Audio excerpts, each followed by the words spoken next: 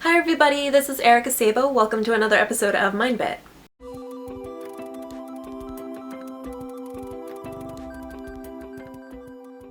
Hey everybody, I hope you are well. It's been a while now, but I definitely needed a little bit of a hiatus there, something that I'm probably going to discuss more in my weekly vlog that's going to be coming up in the next couple days. So I wanted to kind of get back on track with something that I haven't done in a while, and that is my top lists. So the last list I did was my top 20 anime of all time, which I had a blast doing, and I think you all really enjoyed it too. So I thought this time around, instead of covering something like anime or JRPGs, I would cover another series of games that have resonated with me since I was a little kid, since I was 6 actually, and that's the Legend of Zelda series. So the Legend of Zelda series has been a big part of my life all throughout my life, and something I kind of wanted to celebrate, something that I wanted to divulge a little bit more about. So today I'm going to be doing my top 5 Legend of Zelda games of all time. I really hope you enjoy. This is going to be an interesting list. You might not like some of these choices. You might be upset that I've omitted some heavy hitters here, but who knows? Who knows? Regardless, I really hope you enjoy. Please let me know, I guess, you know, what your favorites are too in the comments below, and yeah, let's give it a go. So number 5 in my top 5 Legend of Zelda games has to be The Legend of Zelda Link's Adventure, that is Zelda 2.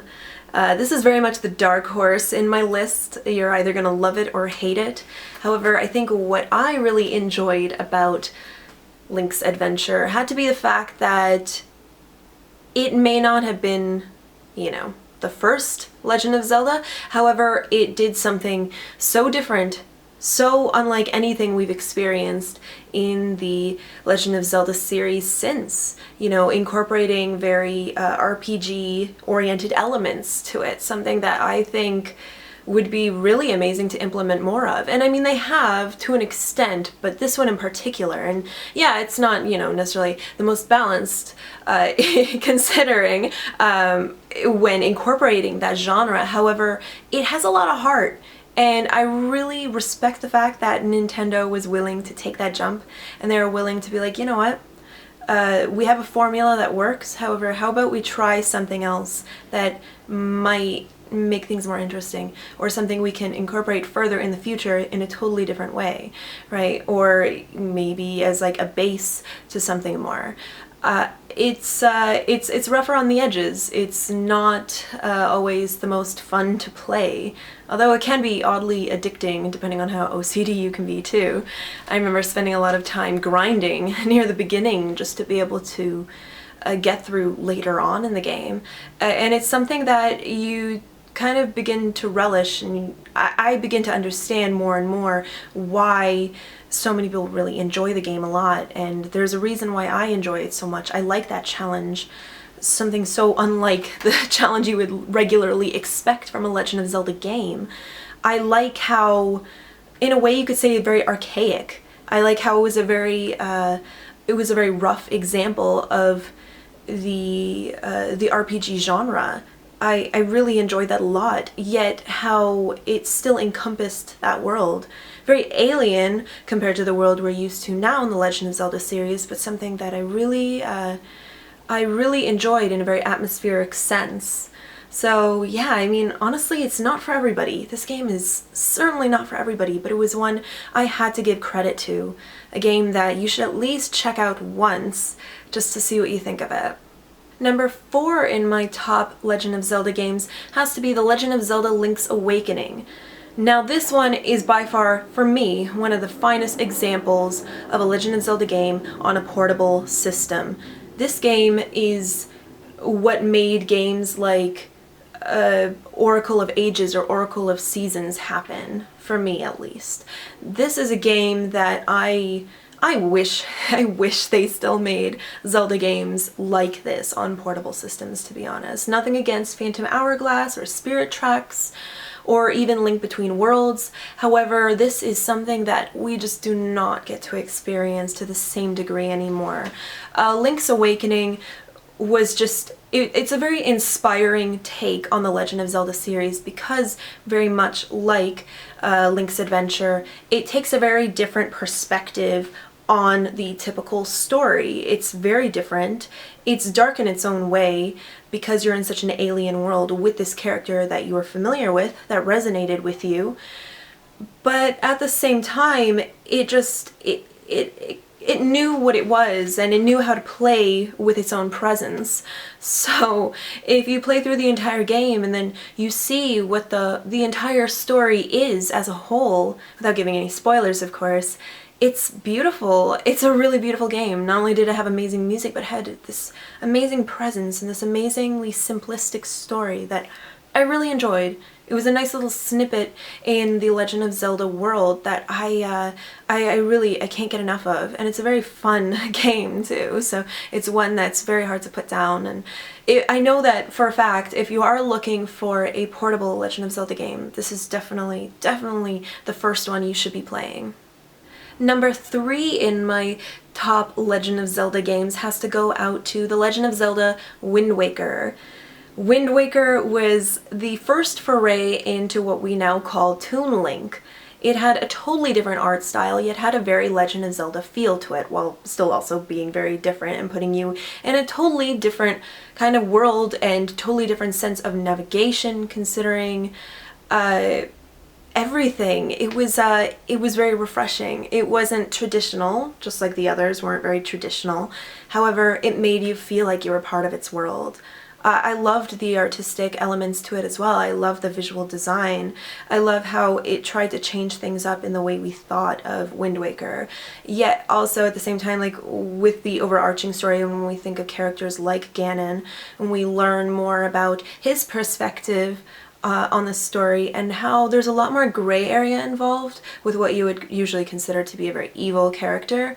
I found that to be very compelling as well. And to juxtapose that with the very cutesy art style, I don't know, it was a weird transition, in a good way though. It was a transition that maybe I wasn't necessarily expecting, and maybe a lot of people weren't expecting either. I think that many people, even myself, looked at the game for face value, but when you spend a lot of time with the game, when you commit time to the game and you beat the game and you start seeing that story and you start seeing all this gray area, the ambiguities involved with being part of this, you know, good-evil stigma, I found it to be very refreshing and very intriguing, and I think that the visual style really added to that. So this is a game that I'm very happy ended up getting a remake on the Wii U. I think it totally deserved it, and I think any of you, honestly, you should play it if you haven't already. And if you have already played it and you haven't played it in a while, you haven't played it since the GameCube or something, I highly recommend you check out that remake. It's definitely worth your time. Either that or just honestly just replay it on the GameCube, because it is truly an amazing game. Number 2 in my top Legend of Zelda games has to go out to The Legend of Zelda Majora's Mask. This, I guess we could call another dark horse choice for me. This one followed the footsteps of another very amazing game in the Legend of Zelda series, Ocarina of Time on the N64. Now, Majora's Mask was once again another example of a Legend of Zelda game that really took things in a totally different direction and created this very unsettling world, so full of life though, and so complex in scope that I couldn't take my eyes off of it. It was a game that blew me away as a kid, right? Like I was that kid where I grew up at that perfect time where I was playing Ocarina of Time, I think when I was maybe like 10 or so. And then I had such an amazing time with that game, such an amazing time, but playing Majora's Mask was something else entirely, and it was terrifying to me because of that sense of unknown that the game gave you. I really enjoyed that feeling a lot, even if it terrified me. Let's not even talk about the moon, because the moon is terrifying, and I had various memories and various nightmares about that, as I'm sure many of you did. And not only that, but the music too, especially when you're at your final day and the music is just slowly dwindling down and meandering into this really, just this sense of darkness, sense of evil, like the end is really coming. I think that's very neat. I think that's so amazing, and I love how a Legend of Zelda game was able to take itself out of the norm and create something so haunting and so real and so rich and so full of life, and really, dig deep inside of you and just give you the creeps, you know? Like, I wouldn't even imagine at that time that a Legend of Zelda game would do that to me. And a lot of them since haven't really done that, right? So I find it really compelling. I find it really inspiring that there are Legend of Zelda games that are doing that. A lot of the newer ones are taking much more of a traditional scope, I feel. And that's fine and dandy. I don't mind that. However, I want to see Nintendo take this to that same level as it did with Link's Awakening, as it did with Majora's Mask, as it did with Link's Adventure even. Games that are willing to take those little risks and not just go by the traditional IP, you know, just go out of their way to create something fresh. So yeah, I mean, kind of waiting for that time when Majora's Mask is going to be out on the 3DS, just like how Ocarina was remade for the 3DS. I'm really hoping that's going to happen soon. I'm crossing my fingers for that because I think it definitely deserves it, and I think it's something that a lot of people need to relish. I think a lot of people need to play if you haven't, and if you have and you didn't enjoy it, I highly suggest you play it again and you really experience it for that haunting game that it is. And my number one Legend of Zelda game goes out to, drumroll, although this isn't too much of a surprise, it's The Legend of Zelda: A Link to the Past. This one's very near and dear to me. This game, it gives me, it makes my heart tremble. This game I love very, very, very much. I adore. Not just because it was one of the first games I played, this one and Super Mario World were my first video games actually growing up, and I feel very fortunate to have played two such amazing games as a kid and for those games to influence me so much now and influence the kind of gamer I am now. But what's so wonderful about Link to the Past is that yes, it did take much more of a traditional scope in the Legend of Zelda mythos, you know, compared to all these other Legend of Zelda games out there. There is something very haunting about it later in the game as we merge into the Dark World. I found that to be a very compelling take on the series. I found it to be very fresh. I found it to be something that really melded the two. It was actually a really nice hybrid. You could, in a way, say it's two games in one because of that.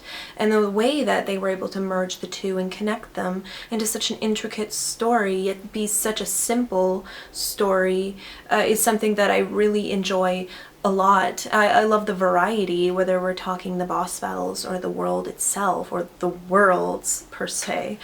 I love the mystery behind it. I loved how there was always something to learn. I loved how we had that option of experiencing both traditional and something so untraditional all at the same time, and wonder to ourselves, what secrets are hidden between these two worlds? What can we explore? What can we find? You know, I remember using that magic mirror like nonstop from like light to dark world just to see where can I go that I wouldn't be able to go otherwise. How can I get to this spot in the game through, you know, from one to the other. It was really intriguing, and I had a wonderful sense of exploration simply because of that. So yes, I do love these very untraditional takes on the Legend of Zelda series, yet I also do very much love the traditional takes as well. I find it to be very intriguing in very different ways. I find them to be really just something that has resonated with me, and the fact that you can have a game with both of those features, it just makes it that much better for me. Honestly, it makes it that much better. And I honestly couldn't have any other game be on my number one, not even Ocarina of Time. Sorry, everybody. This game is very near and dear to me. I love it very much, and I highly recommend you play it if you haven't already. So I hope you enjoyed my top 5 Legend of Zelda games. As I said before, please share with me your top 5.